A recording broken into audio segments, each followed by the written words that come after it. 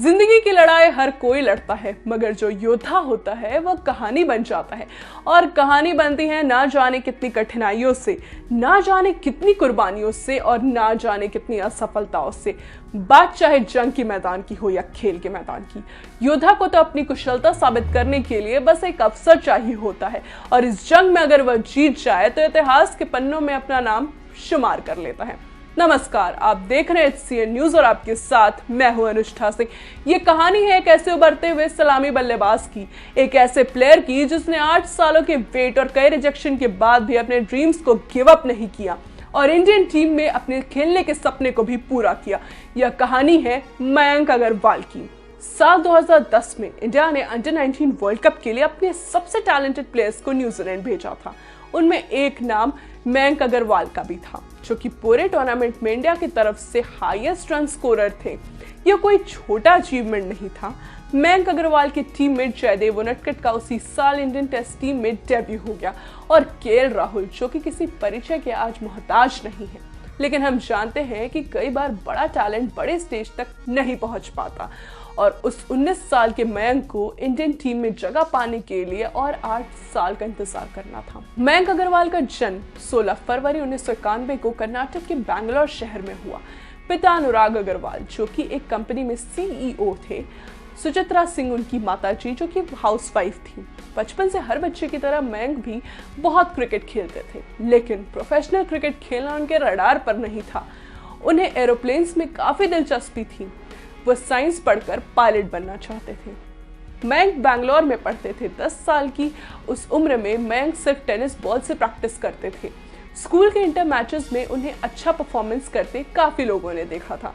Coach Ramdas ji Mayank के batting talent से बहुत इम्प्रेस हुए और उनको स्कूल टीम में जगह दे दी। यह पहली बार सीजन बॉल और बैट से वाकिफ हुए थे। इसके बाद कोरमंगला क्रिकेट एकेडमी में क्रिकेट प्रैक्टिस करने के लिए जाने लगे। यहाँ से मयंक ने क्रिकेट को सीरियसली लेना शुरू कर दिया था। स्कूल के बाद मयंक ने जैन यूनिवर्सिटी ज्वाइन कर ली, जहाँ करुण नायर और KL राहुल भी ग्रेजुएशन कर रहे थे। उस वक्त मयंक ने जूनियर क्रिकेट के सभी स्टेट लेवल्स में अच्छा परफॉर्मेंस किया था। साल 2008 साल 2009 कूल बिहार ट्रॉफी में अंडर-19 कर्नाटक की तरफ से खेलते हुए मयंक ने 5 मैचों में 430 रन बनाए। साल 2009 में इंडियन अंडर-19 की तरफ से खेलते हुए ऑस्ट्रेलिया के खिलाफ 180 रनों की मैच विनिंग पारी भी खेली, जिसकी वजह से साल 2010 में अंडर-19 वर्ल्ड कप में मयंक का सिलेक्शन हुआ। न्यूजीलैंड में खेले गए टूर्नामेंट में इंडियन टीम का ओवरऑल परफॉर्मेंस अच्छा नहीं था, लेकिन इंडियन टीम के गिने चुने पॉजिटिव में मयंक अग्रवाल भी शामिल थे। मयंक पूरे टूर्नामेंट में इंडिया की तरफ से हाईएस्ट रन स्कोरर थे। सैयद मुश्ताक अली ट्रॉफी में मयंक कर्नाटक के कंसिस्टेंट परफॉर्मर थे। साल 2010 में उन्होंने पूरे टूर्नामेंट के 5 मैचों में 180 रन बनाए, जिसमें 2 अर्धशतक शामिल थे।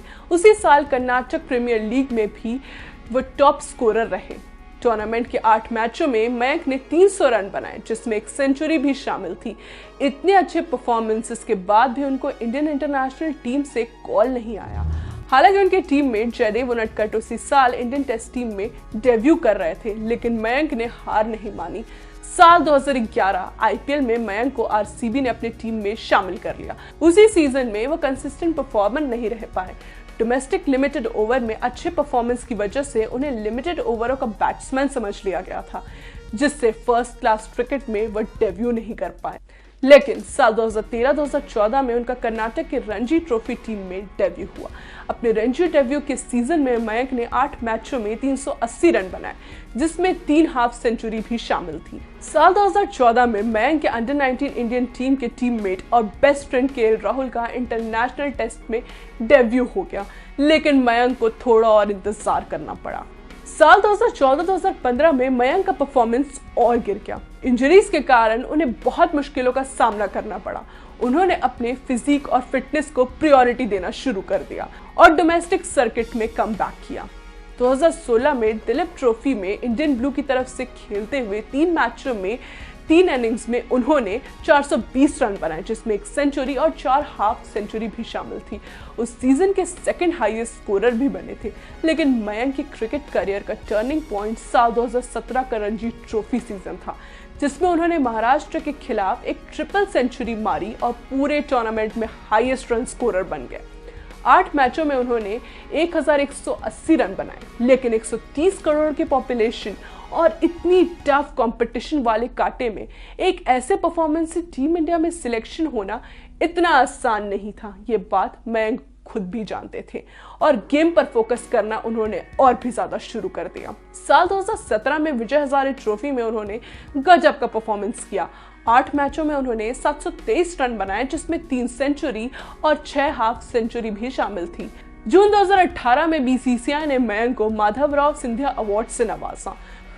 2018 आईपीएल में पंजाब किंग्स ने मयंक को 1 करोड़ में खरीद लिया, जिसका मयंक को सालों से इंतजार था। मयंक के तगड़े परफॉर्मेंस को देखते हुए सितंबर 2018 में उन्हें इंडियन टेस्ट टीम के लिए कॉल आया। वेस्टइंडीज के खिलाफ होम टूर था। मयंक और उनकी फैमिली काफी एक्साइटेड थे। इतने मेहनत और इंतजार के बाद आखिरकार इंडियन टीम में मयंक का डेब्यू होगा। 18 साल के पृथ्वी शॉ का भी उसी सीरीज में सिलेक्शन हुआ और 27 साल के मयंक के आगे 18 साल के पृथ्वी को ओपनिंग स्लॉट में चांस मिला। और तो और पृथ्वी ने अपनी शतक की तूफानी डेब्यू से मयंक के इंतजार को और बढ़ा दिया। बाद में मयंक को इंडियन स्क्वाड से ड्रॉप कर दिया गया। मुझे नहीं पता कि स्पोर्ट्स पर्सन कितने प्रोफेशनल और प्रैक्टिकल होते हैं, but I have to feel for this man जिसने अपना सब कुछ दिया हो, लेकिन अभी भी वो दरवाजे का इंतजार कर रहा हो। कुछ भी हो, कोई भी हो, ऐसे सिचुएशन में कोई भी डिमोटिवेट और नेगेटिव हो जाता है, लेकिन मयंक ऐसे नहीं थे। वे बहुत ही स्ट्रॉन्ग कैरेक्टर थे। लेकिन वह कहते हैं कि ना कोई खोता है ना कोई पाता है, आपको बस अपना सिर झुकाकर मेहनत करना होता है। दिसंबर 2018 में ऑस्ट्रेलिया टूर के लिए मयंक को फिर से इंडियन टेस्ट टीम का कॉल आया। इस बार रिप्लेसमेंट ऑफ पृथ्वी शॉ था। 26 दिसंबर 2018 डेब्यू करने का इससे बेहतर मौका और क्या हो सकता था। Test cap number 295, Boxing Day test match in Australia, और मैच के पहले इनिंग्स में मयंक ने 75 रन बनाए और फोर्थ और फाइनल टेस्ट में 77 रन की पारी खेल इंडिया को सॉलिड स्टार्ट दे दिया, जिसके बाद इंडिया ने 622 रनों का विशाल स्कोर खड़ा कर दिया। मैच तो ड्रॉ रहा, लेकिन इंडिया ने पहली बार टेस्ट में ऑस्ट्रेलिया को ऑस्ट्रेलिया के मैदान में ही हरा दिया। 2019 के आईपीएल में मयंक का नाम शामिल हो गया, लेकिन उन्हें खेलने का मौका नहीं मिला। अक्टूबर 2019 में साउथ अफ्रीका के अगेंस्ट उन्होंने पहला सेंचुरी मारा और उसी को डबल सेंचुरी में कन्वर्ट कर दिया। अगले ही मैच में उन्होंने एक और सेंचुरी मारी और वीरेंद्र सहवाग के बाद दूसरे इंडियन क्रिकेटर बने जिन्होंने साउथ अफ्रीका के against back to back century मारी। 5 फरवरी 2020 को मयंक ने इंडियन ओडीआई इंटरनेशनल टीम में डेब्यू किया। 2020 आईपीएल में मयंक ने पंजाब किंग्स की तरफ से खेलते हुए 11 मैचों में 430 रन बनाए और उसी साल 27 सितंबर को अपना पहला आईपीएल सेंचुरी भी मारा। पंजाब किंग्स ने आईपीएल 2022 में मयंक अग्रवाल को 12 करोड़ में रिटेन किया है और साथ ही उन्हें पंजाब किंग्स की कमान भी सौंप दी गई है। वर्ल्ड टेस्ट चैंपियनशिप के लास्ट कुछ मैचों में मयंक का बल्ला शांत था, लेकिन दिसंबर 2021 के हुए न्यूजीलैंड के खिलाफ टेस्ट सीरीज में मयंक ने 150 रन की शानदार पारी खेली थी। बल्लेबाजी में है बेजोड़, रोमांस में नहीं है कोई जोर, प्यार के लिए तो सुपरमैन बन चुके हैं मयंक अग्रवाल। उनके निजी जीवन के बारे में आपको बताते चले तो मयंक अग्रवाल वकील साहिबा से हारे थे दिल का मुकदमा, विदेश में किया था प्रपोज। मयंक और आशिता की मुलाकात शादी से बहुत पहले हो चुकी है। दोनों लंबे समय से एक दूसरे को जानते हैं। मयंक ने एक इंटरव्यू में कहा था कि मैं आशिता को 7 साल से जानता हूँ, वह काफी सिंपल लड़की है, उसकी इसी अदा पर मैं फिदा हूँ। मयंक का प्यार दुनिया के सामने तब आया जब उन्होंने लंदन में टेम्स नदी के किनारे आशिता को प्रपोज किया, अब बाद में उनसे शादी भी कर ली। ये तो थी कहानी एक ऐसे प्लेयर की जिसने 8 सालों के वेट और कई रिजेक्शन के बाद भी अपने ड्रीम्स को गिव अप नहीं किया। इस सीरीज में आप सभी के लिए हम लाए हैं क्रिकेट से जुड़े किस्से, कहानी और रोचक अपडेट। अगर आप भी किसी क्रिकेटर की जीवनी के बारे में जानना चाहते हैं तो आप अपनी राय हमारे कमेंट बॉक्स में जरूर बताएं और देखते रहिए HC न्यूज का विशेष कार्यक्रम क्रिकेट किस्से। धन्यवाद।